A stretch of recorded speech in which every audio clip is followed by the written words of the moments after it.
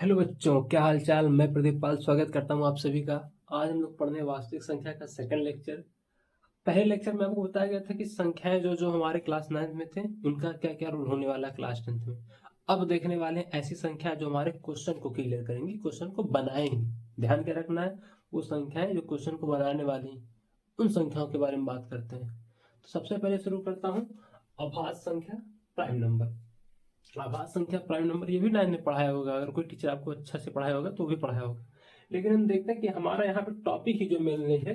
आपको शुरुआत बताया था कि हमारे दो ही टॉपिक हैं, एक आधारभूत प्रमेयिका पे, तो उसमें इसका जरूर यूज होगा। बिना इसका यूज हम कर ही नहीं सकते, तो ये ध्यान रखना। इसी वजह से हम लोग क्या पढ़ रहे हैं, अभाज्य संख्या। तो अभाज्य संख्या है क्या, इस पे आते हैं। अभाज्य संख्या क्या है, इस पे आते हैं। जिन संख्याओं की केवल दो गुणज हो। गुणज का मतलब क्या होता है, उसके गुणे में लिखा हो। गुणज का मतलब क्या, गुणनखंड या गुणज को अगर नॉर्मल भाषा में बोले कि कोई चीज अगर गुणे के रूप में लिखी हो तो देखते हैं कैसे। जिन संख्याओं के केवल दो गुणज हो, संख्या मैंने लिखा गया है यहाँ पे 2, 3, 5, 7, 11, ये सब क्या है, हमारे अभाज्य संख्या है। कैसे हैं उस पे आते हैं। इस जो सेंटेंस का मतलब है उसके हिसाब से ये हो रहा है कि नहीं। तो देखते हैं भैया, जिन संख्याओं के दो गुणे, जो दो कैसे लिखा जाता है, अगर दो को लिखना चाहे 2 गुणे 1, 2 गुणे 1 लिखा गया। तो इसमें देखो केवल दो ही लोग आ रहे हैं, एक दो आ रहा है, एक एक आ रहा है। ठीक ऐसे अगर 3 की बात करूं, 3 गुणे 1, ये भी क्या है, उसके गुणे में केवल दो ही लोग आ रहे हैं। तो अब आपको क्या समझना, जिन संख्याओं के गुणज में केवल दो लोग हों उसको अभाज्य संख्या कहते हैं। या फिर ऐसे भी बता सकते हो आप कि जो संख्या के गुणज में केवल एक आए, जिस संख्या के गुणे में केवल एक आए, देखो सबके गुणे में एक आ रहा है, वो क्या होगा, अभाज्य संख्या होगी। ठीक ऐसे आप ढेरों एग्जाम्पल दे सकते हैं, मैंने कुछ ही दिया, 2, 3, 5, 7, 11 अनेकों है। तो इसी से हमारा मेन फैक्टर होगा आधारभूत प्रमेय का, इसी पे डायरेक्ट जुड़ा है पहला। फिर दूसरा आता है भाज्य संख्या, होता है कंपोजिट नंबर। भाज्य संख्या क्या होता है, भाज्य संख्या लिखा गया जिन संख्याओं के दो से अधिक गुणज हो। उसी का जस्ट उल्टा देखो, इसमें दो लोग चल रहे थे, अब इसमें दो से अधिक जब आ जाएगा तो क्या हो जाएगा, भाज्य संख्या हो जाएगी। ठीक तो जैसे देखते हैं, चार। चार कैसे लिखा गया, 2 गुणे 1, 1, 2, 3 लोग आ गए। जैसे 6 लिखा गया यहाँ पे एग्जाम्पल में, तो 6 क्या हो जाएगा, 2 गुणे 3 गुणे 1, ये हमारी क्या हो जाएगी। और फिर 8 लिखा गया, 2 गुणे 2 गुणे 2, तो ये दोनों, ये तीनों क्या हो गए, भाज्य संख्या हो गए, भाज्य संख्या हो गए। और ये दोनों क्या था, अभाज्य था। ध्यान बस इतना रखना कि भाज्य भाज्य होता क्या है। ठीक डेफिनेशन अब भाज्य संख्या का बताने जा रहा हूँ, वो आगे एक दो क्वेश्चन हमारा क्लियर करेगा डायरेक्टली, एक हमारा उदाहरण में क्लियर करेगा, एक प्रश्नावली में क्लियर करेगा। तो भाज्य संख्या कैसे देखना है, भाज्य संख्याएं वे संख्याएं होती हैं जो अभाज्य संख्याओं के गुणे के रूप में लिखी होती हैं। जैसे देखो, भाज्य संख्या क्या है, चार। चार कैसे लिखा गया, 2 गुणे 2 गुणे 1, तो दो क्या है, अभाज्य संख्या। यहाँ भी तो वो संख्याएं जो अभाज्य संख्या के गुणे के रूप में लिखी होती हैं उसको भाज्य संख्या बोलते हैं। अभाज्य संख्या देखो, 2 गुणे 3 क्या बन गया, 6। अभाज्य संख्या देखो, 2 3 बार आया, क्या बन गया, भाज्य संख्या 8। तो ये भी हमारा एकदम मस्ट इंपॉर्टेंट टॉपिक है, क्योंकि इस पे दो क्वेश्चन आपको देखने की मिल जाएगा। जहां मिलेगा बता दूंगा कि भैया हम लोग ऐसे ही बात कर रहे हैं, तो वही चीज आज कर रहे हैं। ठीक अब आते हैं भैया अभाज्य संख्या पे। को प्राइम नंबर, दो संख्या जिनमें कुछ भी उभय निष्ठ ना हो, कुछ भी दिखेगा ही नहीं कॉमन, दो लोग रहेंगे, दोनों में कुछ कॉमन रहेगा ही नहीं, उसको क्या बोलेंगे, शाभाज्य संख्या है। भैया ध्यान देना, ये पेपर में पूछा है, एमसीक्यू में ऐसे पेयर दे देगा, चार ऑप्शन दे देगा, चारों में से कोई देखेगा, आपको बताना होगा कौन सा शाभाज्य संख्या है। भैया कॉन्सेप्ट क्लियर रहेगा, दुनिया कोई नंबर दे दे अपन तो कर लेंगे ना, बस इतना ही ध्यान देना है। तो भैया देख लो इन दोनों में कॉमन क्या है, 18 और 25। 18 हमारा यहाँ 3 गुणे 3 गुणे 2 है, तो 18 में से और 25 को देखो, इन दोनों में कुछ कॉमन दिख रहा है क्या, नहीं। 24 लिखेंगे तो 2 गुणे 2 गुणे 3, और 49 क्या है, 7 गुणे 7। इन दोनों में देखो कुछ कॉमन है, नहीं। बस इतना ही देखना है। ऐसी दो संख्या जिनमें कुछ भी कॉमन ना हो, इन दोनों में कुछ कॉमन दिखा या इन दोनों में कुछ कॉमन दिखा, चेक कर लो, नहीं दिख रहा भाई कॉमन।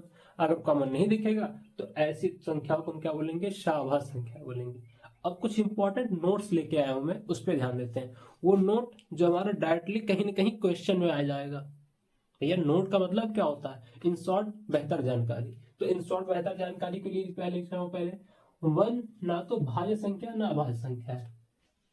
आते हैं क्लियर करते हैं, कंफ्यूजन बहुत होता है बच्चों को, काहे का ये भाज्य नहीं है, काहे का भाज्य नहीं। तो वन लेते हैं, पहले लिख लेता हूं मैं वन को, वन लिख लिया। देखो जिन संख्याओं के केवल दो गुणज हैं, वन तो अकेला आ रहा है ना, इसके पास दो लोग कहाँ आ रहे हैं। अब बहुत लोग पूछते हैं भैया कि हाँ गुणे वन भी कर दें। अरे भैया गुणे वन करोगे तब भी तो वन ही हुआ, ये दोनों एक ही तो वन है। क्या लिखा है, दो सबसे छोटी सम अभाज्य संख्या है, दो सम भी अभाज्य भी है। देखो शुरुआत वहीं से किया अभाज्य संख्या में, शुरुआत अभाज्य संख्या की वहीं से हुई है। तो दो सबसे छोटी सम अभाज्य संख्या होती है, ध्यान रखना।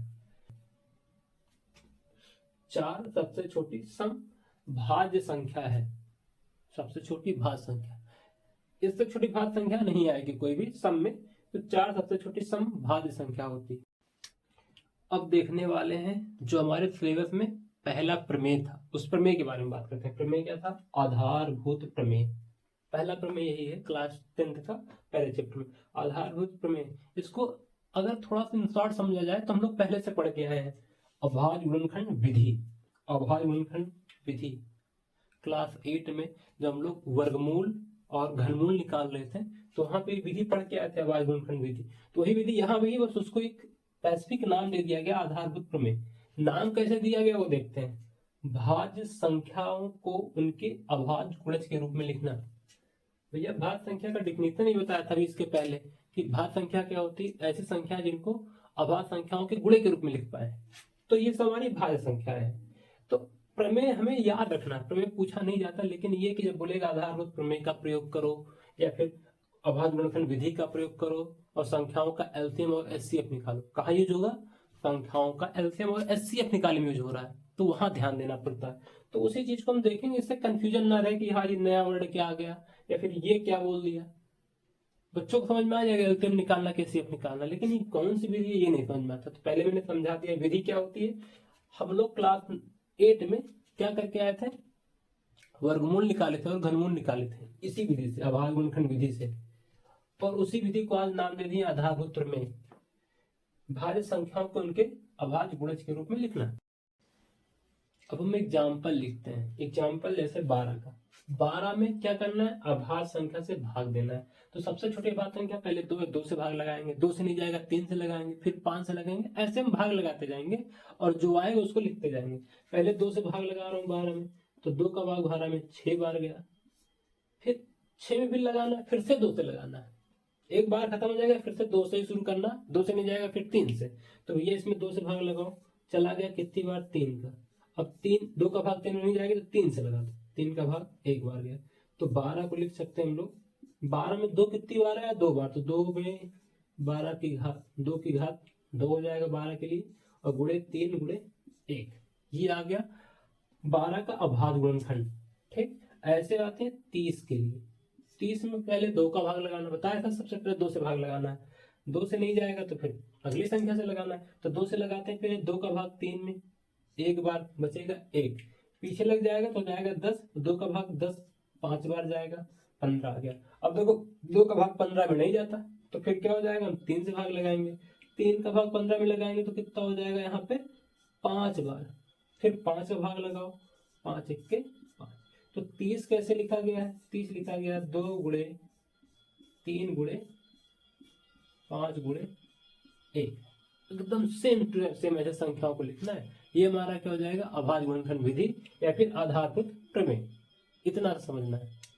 अब लोग 84 जो लिखा गया उसको अगर 2 से भाग लगाएं तो पहले 2 से भाग लगाऊंगा कितनी बार जाएगा, 2 का भाग 8 में 4 बार, 2 का भाग 4 में 2 बार, 42 आ गया।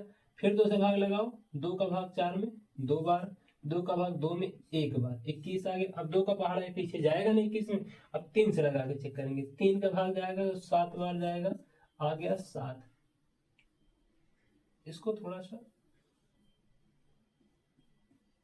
भैया 7 से भाग लगा दो कितना जाएगा, एक बार। तो 84 मैंने लिखा कैसे है, 2 गुणे 2 2 बार आया, 2 की पावर 2 गुणे में 3 गुणे में 7 गुणे में 1, गुणे में 1 रहेगा, वो बताया था शुरुआत में ही, क्योंकि अभाज्य संख्या के गुणे में 1 हमेशा आता है। 120 लिखना हो तो पहले 2 से भाग लगाओ, 2 का भाग 12 में 6 बार, 0 में नहीं जाएगा, 0 नोट कर लेंगे।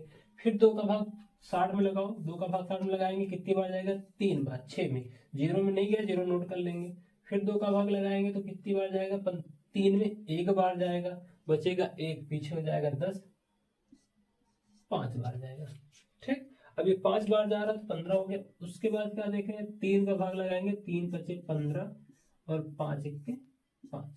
हम भाज्य संख्या, तो भाज्य संख्या जो 120 है उसको अभाज्य संख्याओं के गुणज के रूप में लिख दिया, तो ये हमारा आधारभूत प्रमेय हो गया। ऐसे 84 को देखो यहाँ लिखा गया है, 30 को यहाँ लिखा गया, 12 को यहाँ लिखा गया, तो छोटी छोटी संख्या ऐसे ली गई हैं। ऐसे आपको बड़ी बड़ी संख्या या फिर कुछ अन्य संख्याएं दी जाएंगी जिससे उसका हम लोग क्या निकालेंगे, एलसीएम और सीएफ। तो सेम मेथड का फॉलो करेंगे, सेम मेथड जो यहाँ पे मैंने किया है, ये मेथड फॉलो करना है। उसके बाद क्या निकाल लेंगे हम लोग, संख्याओं का एलसीएम और एचसीएफ निकाल देंगे। तो धन्यवाद भैया, अगर ये वीडियो आपको अच्छा लगा होगा, मेरा समझाने का तरीका आपको अगर समझ में आया होगा तो वीडियो को लाइक कर देना, सब्सक्राइब कर देना। और अगर बेहतर जानकारी चाहिए, आपको कोई नया डाउट हो रहा है तो टेलीग्राम ज्वाइन कर लो, टेलीग्राम से आपका हर एक डाउट क्लियर करवा दिया जाएगा। आपने फोटो खींचना, टेलीग्राम पे ग्रुप में डाल देना है, बाकी उस चीज को मैं आपको वीडियो बना के सोल्यूशन डाल दूंगा, लिंक डाल देंगे, लिंक से आप देख सकते हैं। धन्यवाद।